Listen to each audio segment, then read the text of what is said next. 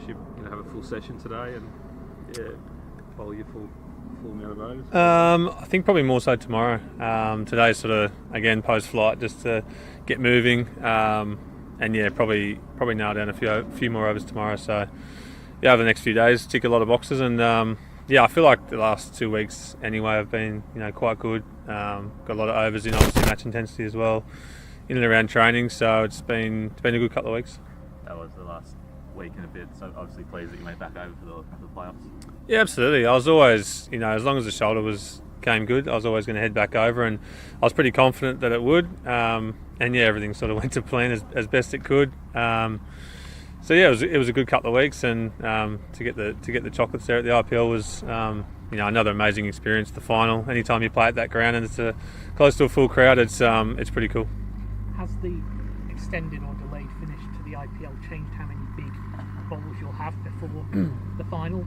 Like, would you have, if it had been traditionally on the schedule, would you have had another big session or two with them? No, probably not. It was just a matter of where it was happening, I guess. Ticked over some good overs just before the final, actually, in Ahmedabad, in different weather than this. So it was quite a tough session.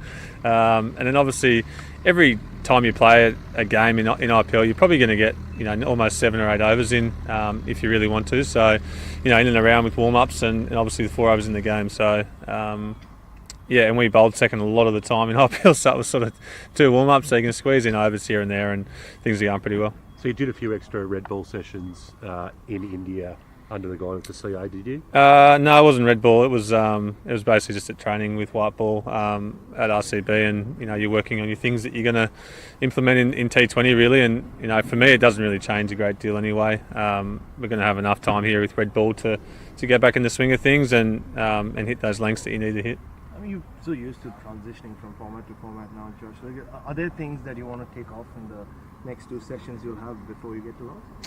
Yeah, it's probably just pushing that length a touch fuller. I think in the IPL games I was probably hitting around that 7 to 9 metres almost in the power play, and not really threatening the stumps as much as you want to in Test match cricket, in particular probably here in England. So it'll just be about pushing that length a touch fuller and sort of still getting that zip through to the keeper. So things like that. It's not much of a difference. It's just that feel out of the hands and pushing a touch fuller. And just looking at, say, the next 12, 18 months, there's a lot of Test cricket coming up. So are you just taking it one test at a time, or are you looking at how much you have to play and where the body is at and where you are in your career as well?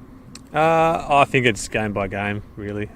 Anytime you look forward too far in this game, things catch up with you pretty quick. In particular, with it being a final, it's all about this week and putting in a good performance over the next few days initially, and then into the game, and whatever happens after that, we'll address that when we get to it. Having narrowly missed out on the 11 2 years ago at the Oval, does this feel like one of the missing pieces in your career? I think so. Yeah, I was obviously quite close last time. I just had more of an interrupted IPL leading into that and had a few little issues going on, so wasn't quite up to scratch, but I feel in a much better place this time around. And I think in any format, my numbers over the last 2 years have been pretty good, so got a lot to fall back on, I guess, in terms of skill-wise. I still feel like I'm bowling probably the best I have in my career, to be honest. It's just a matter of the body holding up, which it has been in the last few months, and getting some good overs in albeit T20 cricket, but big sessions in and around that, so everything's feeling good. Have you, those couple of times over recent summers where you have had injuries, have you identified any kind of maybe common denominator as to kind of why that may have been occurring often in first tests? Yeah, it's obviously been the side quite a number of times. I think maybe 3 times in particular.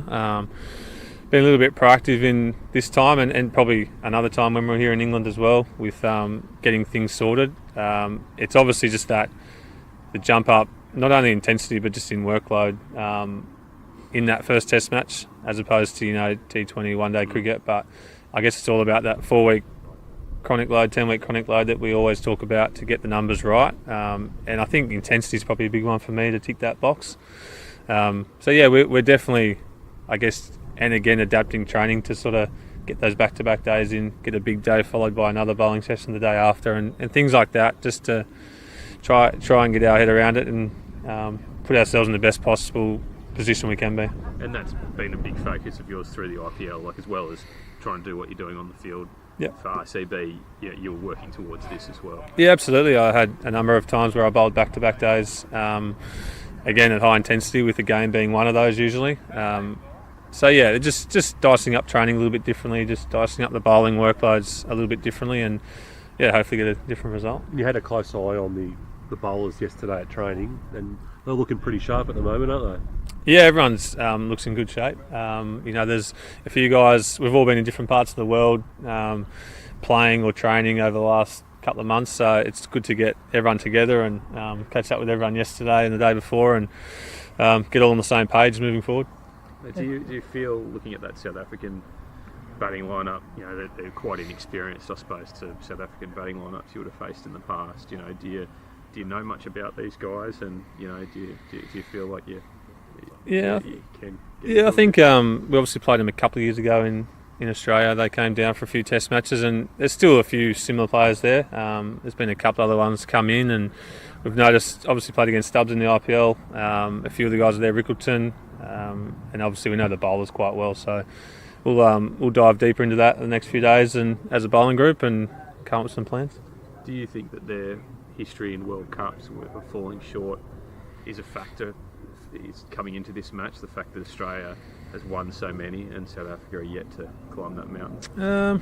I think being with a different format, it might be a little bit different mentality. I think a lot of the players are potentially white ball players who have been in those positions, and I guess haven't really been a test final, so to speak, for this group. So there's quite a few different players, and maybe not have the baggage that a few of the white ball players have. But yeah, I don't know. You'd have to ask them, I'd say.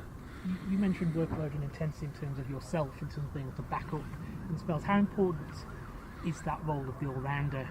Australia's generally had one in the last couple of Greeny, Mitch, and then Bow in the last few test matches. How much has that helped you personally, but also the pace attack collective, to have that extra boost? Yeah, I think it's huge. I remember back to when we didn't have one for, I think it was probably almost 20 odd test matches, and it was brutal. It was tough work. I feel like you're just continually bowling, like you're almost just following the next guy at the other end, and then you're switching ends, and then Gazza from one end, and we all rotate from one end. So to have that bowler, even to be honest, Travis and Marnus, it only has to be a couple of overs here and there just to give you that extra break to then be fresher for whether it be the second new ball or the next day or later on in the series. It just sort of snowballs if you don't have that all-rounder, and you're just continually bowling, and I guess you're not going to be at your best later in the day or the next day, and so forth. So it's always important, I think. Your record and Australia's record is pretty formidable at Lords. Is that something working in your favour? I think any time I bowl in England, I'm reasonably confident. I've had some good tours here over the last 10 years, and Lords in particular, we've always haven't lost at Lords yet as a player, I don't think, in red ball for sure. So a couple of good wins there over the years, and